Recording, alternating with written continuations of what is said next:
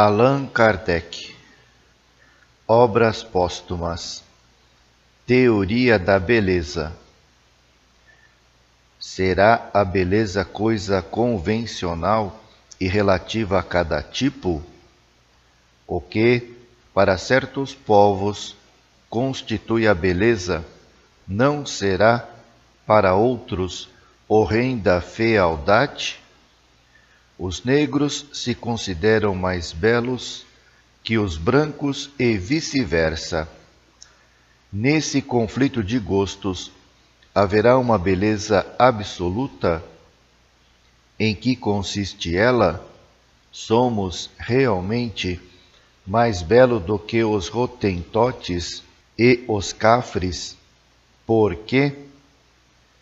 Esta questão que, à primeira vista, parece estranha ao objeto dos nossos estudos, a eles, no entanto, se prende de modo direto e entende com o futuro mesmo da humanidade. Ela nos foi sugerida, assim como a sua solução, pela seguinte passagem de um livro muito interessante e muito instrutivo, intitulado As Revoluções Inevitáveis no Globo e na Humanidade, de Carlos Richard.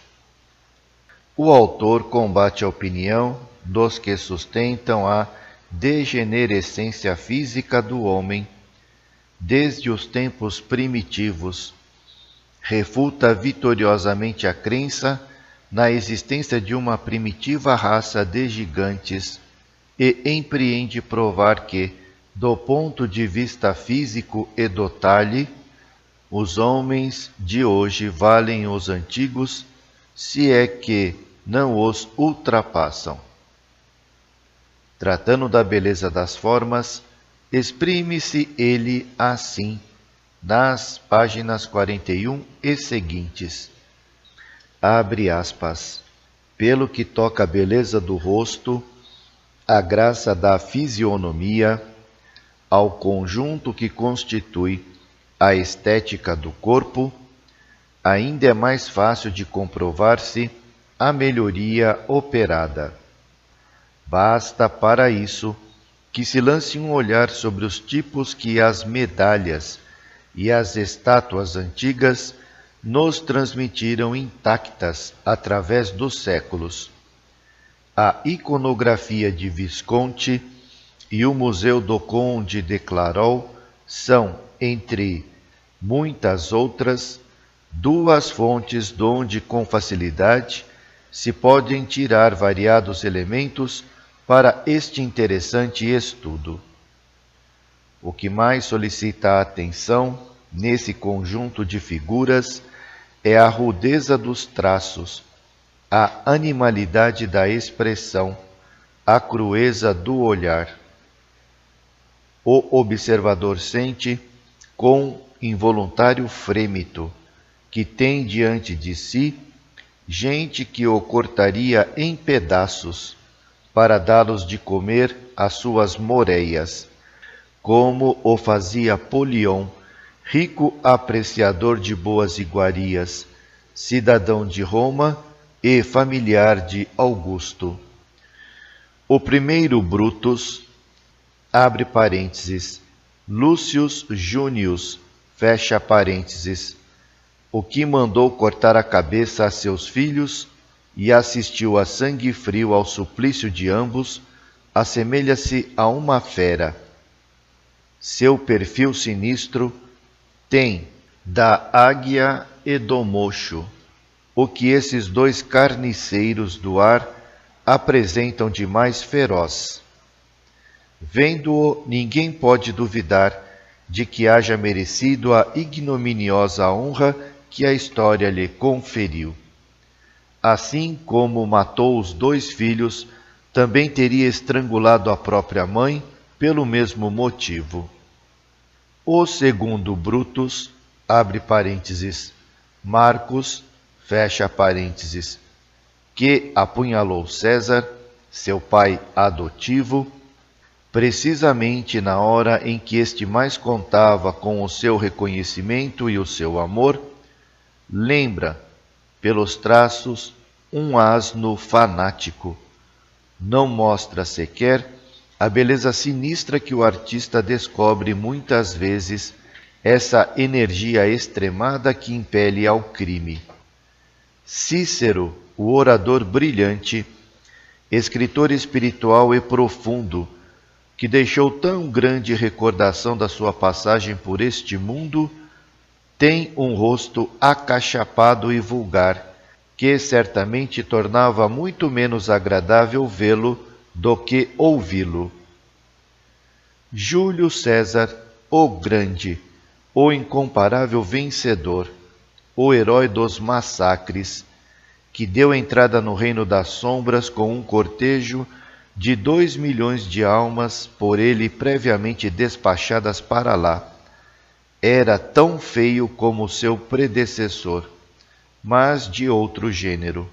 Seu rosto magro e ossudo, posto sobre um pescoço comprido e enfeado por um gogó saliente, parecia-se mais com um grande gilis, abre parênteses, nota, espécie de Pierrot, parvo e poltrão, que Watteau representou num quadro notável, Louvre, fecha parênteses, do que com um grande guerreiro.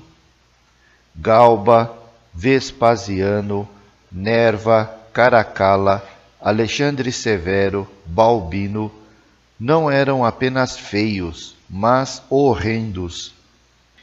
É com dificuldade que, nesse museu, dos antigos tipos da nossa espécie, o observador logra descobrir, aqui ou ali, algumas figuras que possam merecer um olhar de simpatia.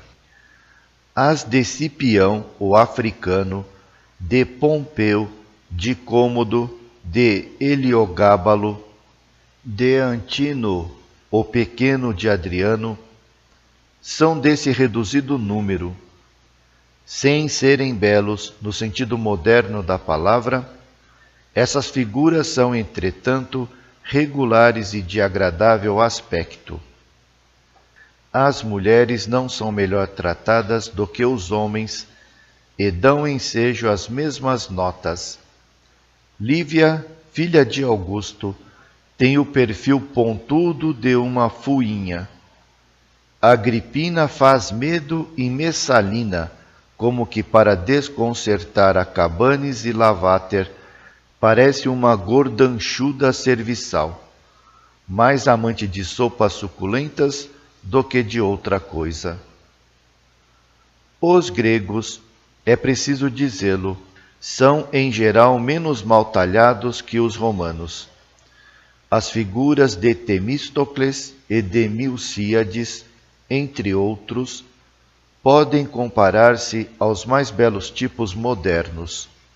Mas Alcibíades, o avô longínquo dos nossos Richelieu e dos nossos Lauzun, cujas façanhas galantes por si sós enchem a crônica de Atenas, tinha como Messalina muito pouco do físico que corresponderia às suas atividades.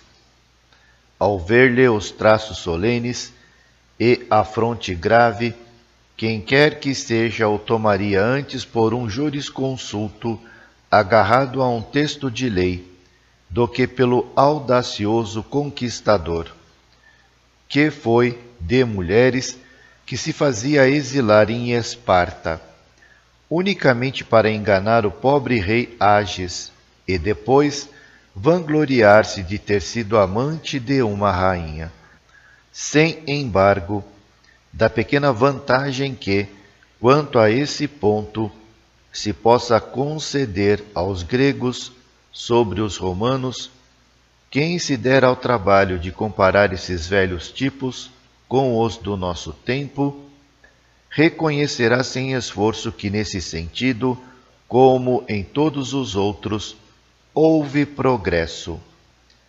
Apenas convém não esquecer, nessa comparação, que aqui se trata de classes privilegiadas, sempre mais belas do que as outras e que, por conseguinte, os tipos modernos que se hajam de contrapor aos antigos deverão ser escolhidos nos salões e não nas pocilgas. É que a pobreza há, em todos os tempos e sob todos os aspectos, jamais foi bela e não o é, precisamente para nos envergonhar e forçar-nos a um dia nos libertarmos dela. Não quero, pois, dizer, longe disso, que a fealdade haja desaparecido inteiramente das nossas frontes e que a marca divina se acha afinal posta em todas as máscaras que velam uma alma. Longe de mim avançar uma afirmação que muito facilmente poderia ser contestada por toda a gente. A minha pretensão se limita a verificar que, num período de 2000 anos, coisa tão pouca para uma humanidade que tanto tem de viver, a fisionomia da espécie melhorou de maneira já sensível. Creio, além disso, que as mais belas figuras da antiguidade são inferiores às que podemos diariamente admitir em nossas reuniões públicas, em nossas festas e até no trânsito das ruas. Se não fosse o receio de ofender certas modéstias e também o de excitar certos ciúmes, confirmaria a evidência do fato com algumas centenas de exemplos conhecidos de todos no mundo contemporâneo.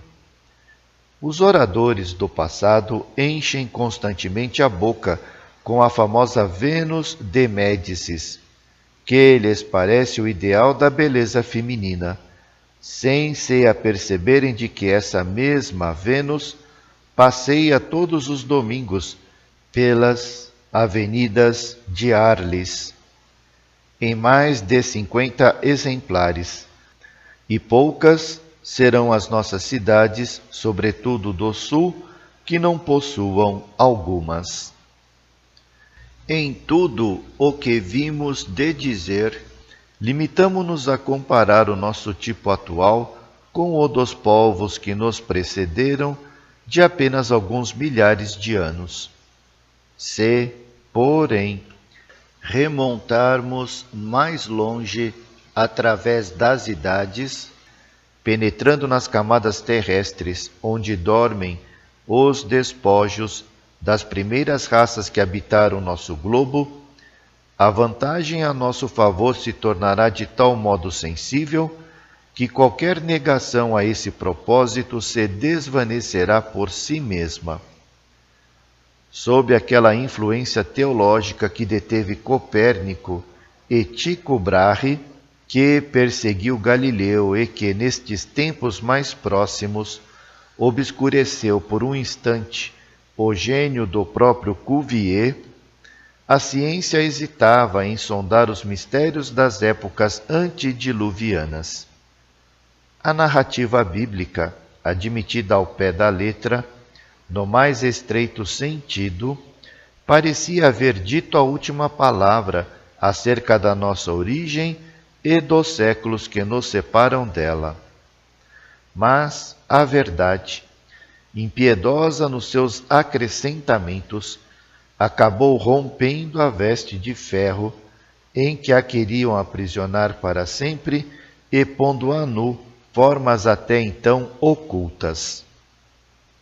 O homem que vivia antes do dilúvio, em companhia dos mastodontes, do urso das cavernas e de outros grandes mamíferos hoje desaparecidos, o homem fóssil, numa palavra, por tão longo tempo negado, foi encontrado afinal, ficando fora de dúvida a sua existência.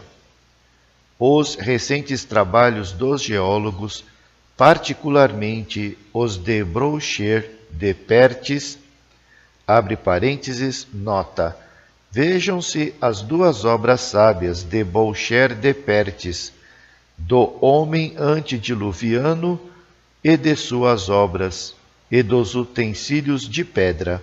Fecha parênteses. De Filipe e de Liel, permitem-se e apreciem os caracteres físicos desse venerável avô do gênero humano. Ora, a despeito dos contos imaginados pelos poetas sobre a beleza originária, malgrado ao respeito que lhe é devido, como chefe antigo da nossa raça, a ciência é obrigada a atestar que ele era de prodigiosa fealdade.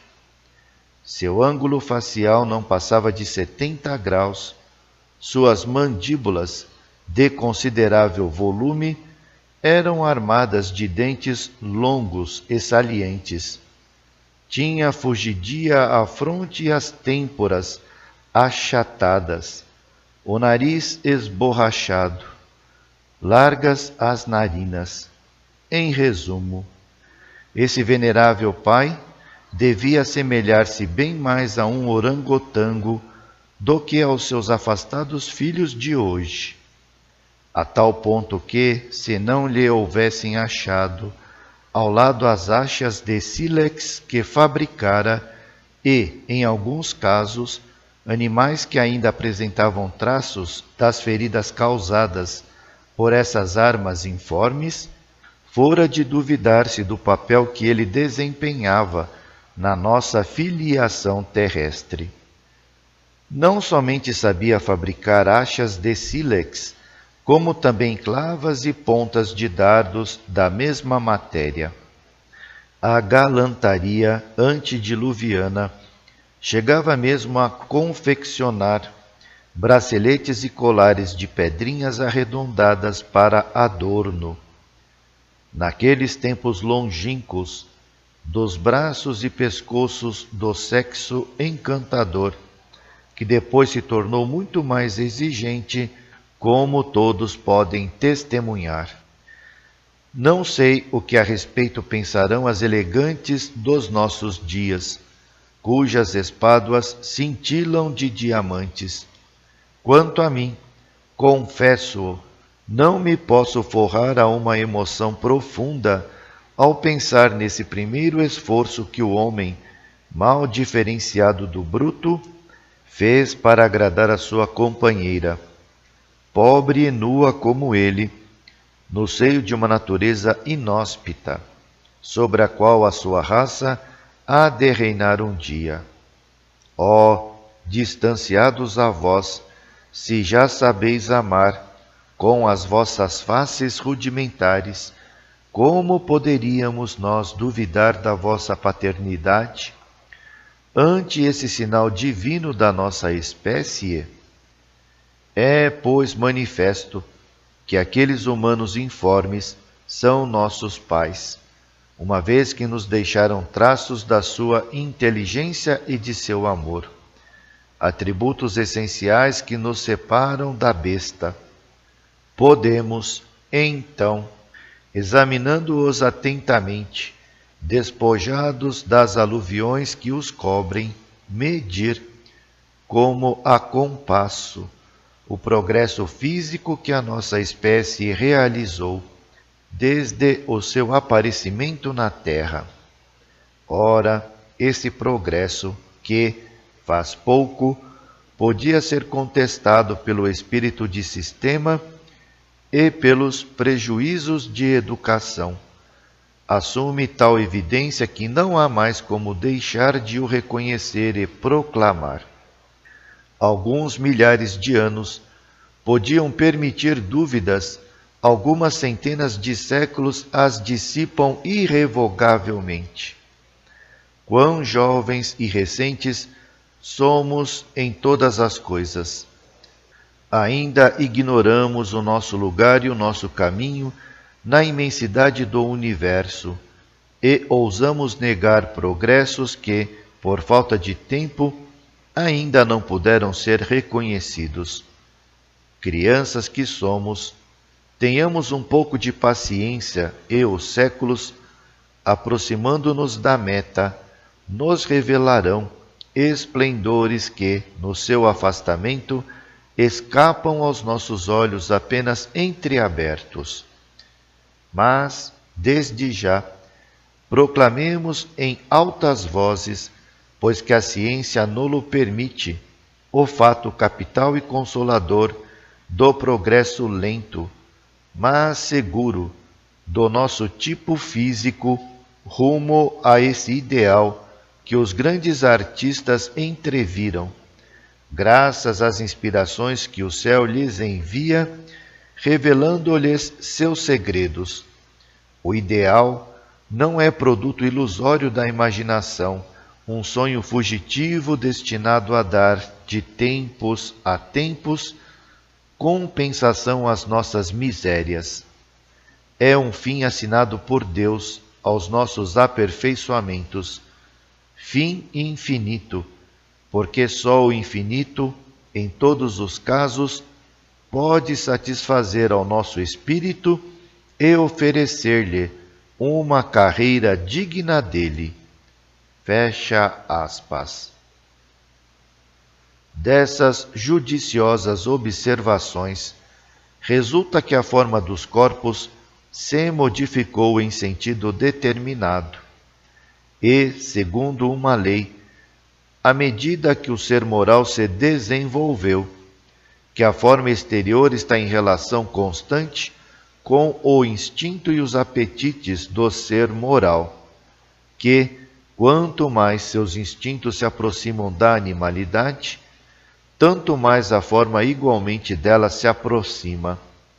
Enfim, que, à medida que os instintos materiais se depuram e dão lugar a sentimentos morais, o envoltório material, que já não se destina à satisfação de necessidades grosseiras, toma formas cada vez menos pesadas, mais delicadas, de harmonia com a elevação e a delicadeza das ideias.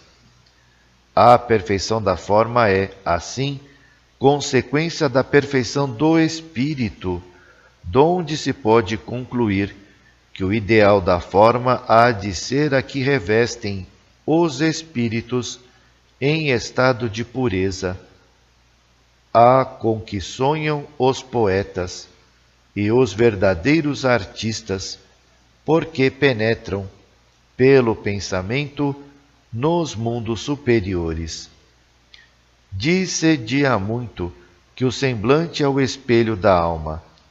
Essa verdade, que se tornou axioma, explica o fato vulgar de desaparecerem certas fealdades sob o reflexo das qualidades morais do espírito, e o de, muito a miúde, se preferir uma pessoa feia, dotada de eminentes qualidades, a outra que apenas possui a beleza plástica.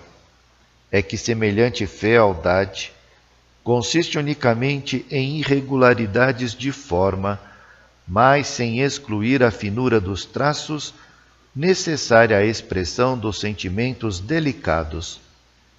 Do que precede que se pode concluir que a beleza real consiste na forma que mais afastada se apresenta da animalidade e que melhor reflete a superioridade intelectual e moral do espírito, que é o ser principal, influindo o moral como influi sobre o físico, que ele apropria suas necessidades físicas e morais. Segue-se, primeiro, que o tipo da beleza consiste na forma mais própria à expressão das mais altas qualidades morais e intelectuais.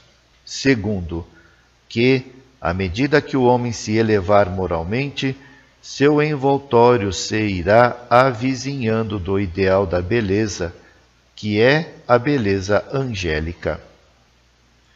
O negro pode ser belo para o negro, como um gato é belo para um gato, mas não é belo em sentido absoluto, porque seus traços grosseiros, seus lábios espessos, acusam a materialidade dos instintos. podem exprimir as paixões violentas, mas não podem prestar-se a evidenciar os delicados matizes do sentimento, nem as modulações de um espírito fino.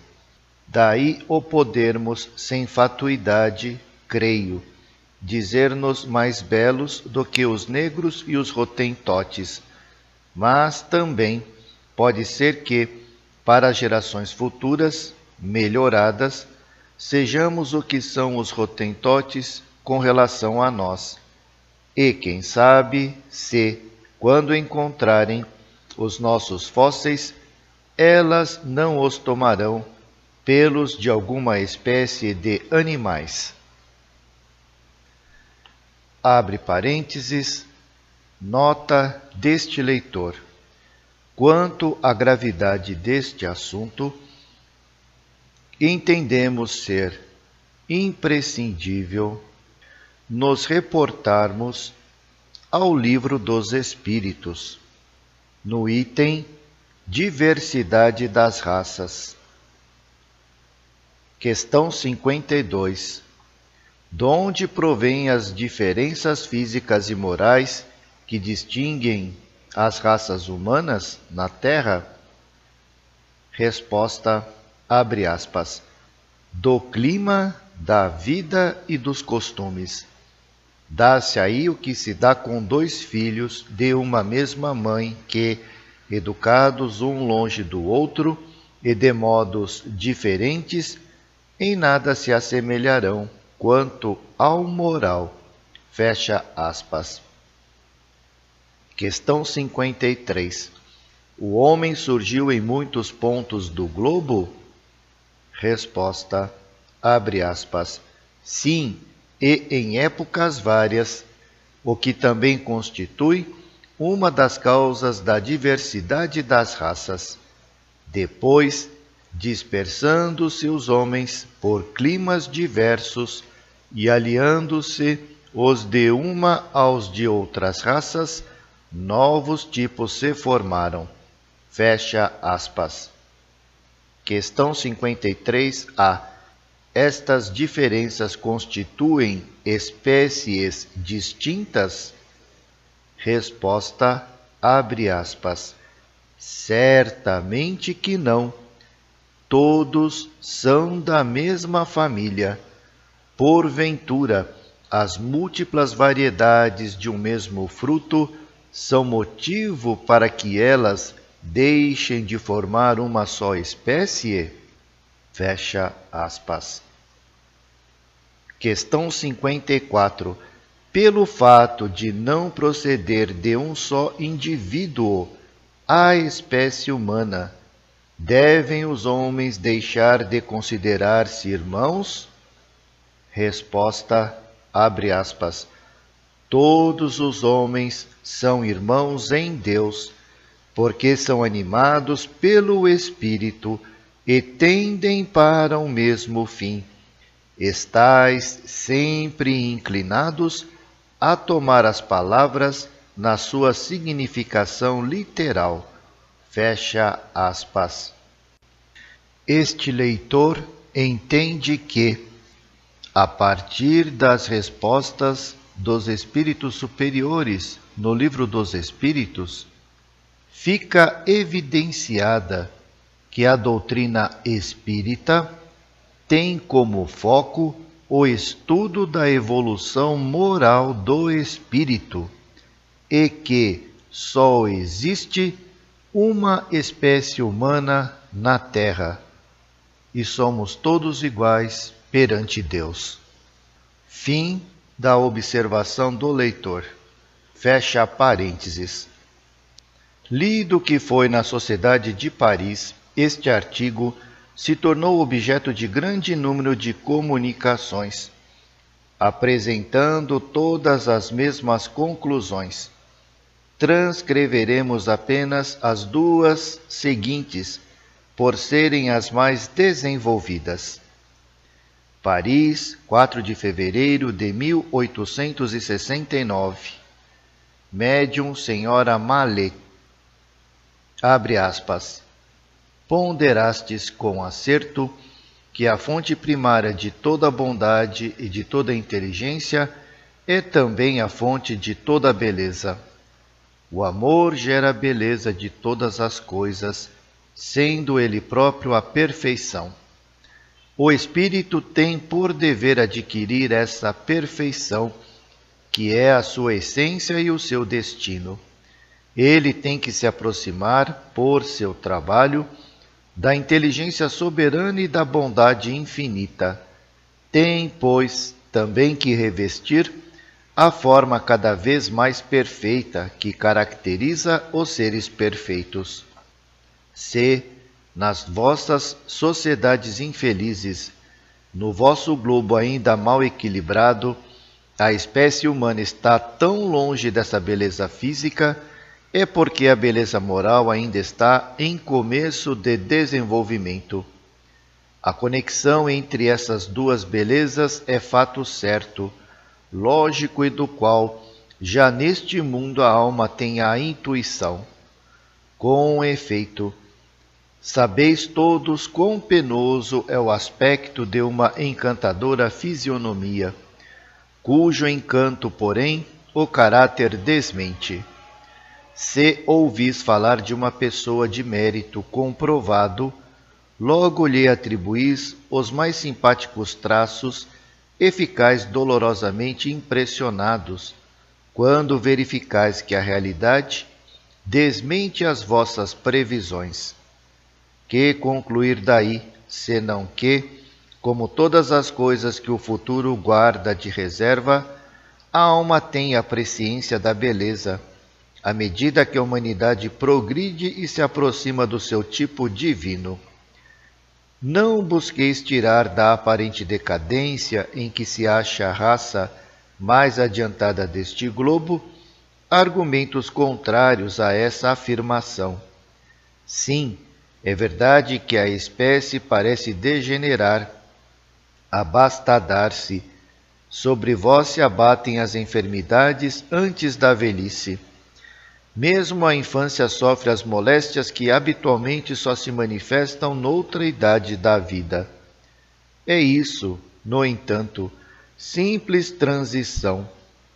A vossa época é má, ela acaba e gera. Acaba um período doloroso e gera uma época de regeneração física, de adiantamento moral, de progresso intelectual. A nova raça de que já falei terá mais faculdades, mais recursos para os serviços do espírito, será maior, mais forte, mais bela, desde o princípio por-se-á de harmonia com as riquezas da criação que a vossa raça, descuidosa e fatigada, desdenha ou ignora. Ter-lhe-eis feito grandes coisas, das quais ela aproveitará, avançando pela estrada das descobertas e dos aperfeiçoamentos, com um ardor febril, cujo poder desconheceis. Mais adiantados também em bondade, os vossos descendentes farão desta infeliz terra o que não haveis sabido fazer. Um mundo ditoso, onde o pobre não será repelido, nem desprezado, mas socorrido por vastas e liberais instituições. Já desponta a aurora dessas ideias, chega-nos por momentos a claridade delas. Amigos, eis afinal o dia em que a luz brilhará na terra obscura e miserável, em que a raça será boa e bela, de acordo com o grau de adiantamento que haja alcançado, em que o sinal posto na fronte do homem já não será o da reprovação, mas um sinal de alegria e de esperança. Então, os espíritos adiantados virão, em multidões, tomar lugar entre os colonos deste globo. Estarão em maioria e tudo lhes cederá ao passo. Far-se-á renovação e a face do globo será mudada, porquanto essa raça será grande e poderosa, e o momento em que ela vier assinalará o começo dos tempos venturosos. Fecha aspas. Pampilly.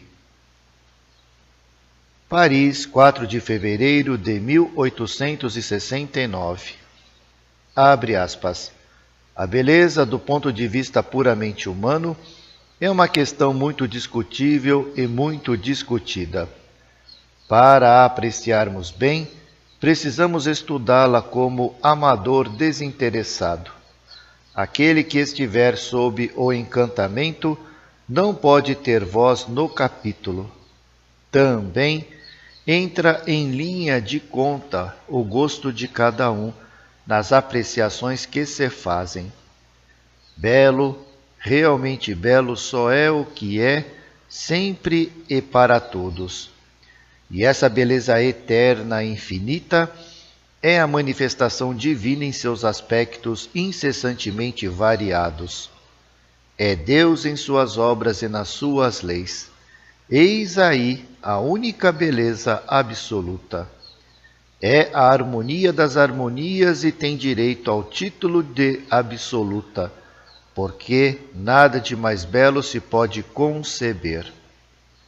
Quanto ao que se convencionou chamar belo e que é verdadeiramente digno desse título, não deve ser considerado senão como coisa essencialmente relativa, porquanto sempre se pode conceber alguma coisa mais bela, mais perfeita. Somente uma beleza existe e uma única perfeição: Deus. Fora dele, tudo que adornarmos com esses atributos não passa de pálido reflexo do belo único, de um aspecto harmonioso das 1001 harmonias da criação. Há tantas harmonias quantos objetos criados, quantas belezas típicas, por conseguinte, determinando o ponto culminante da perfeição, que qualquer das subdivisões do elemento animado pode alcançar. A pedra é bela e bela de modos diversos. Cada espécie mineral tem suas harmonias e o elemento reúne todas as harmonias da espécie. Possui a maior soma de beleza que a espécie possa alcançar. A flor tem suas harmonias. Também ela pode possuí-las todas ou, insuladamente, e ser diferentemente bela, mas somente será bela quando as harmonias que concorrem para a sua criação se acharem harmonicamente fusionadas. Dois tipos de beleza podem produzir, por fusão, um ser híbrido, informe, de aspecto repulsivo. Há então cacofonia. Todas as vibrações, insuladamente, eram harmônicas, mas a diferença de tonalidade entre elas produziu um desacordo ao encontrarem-se as ondas vibrantes. Daí o monstro.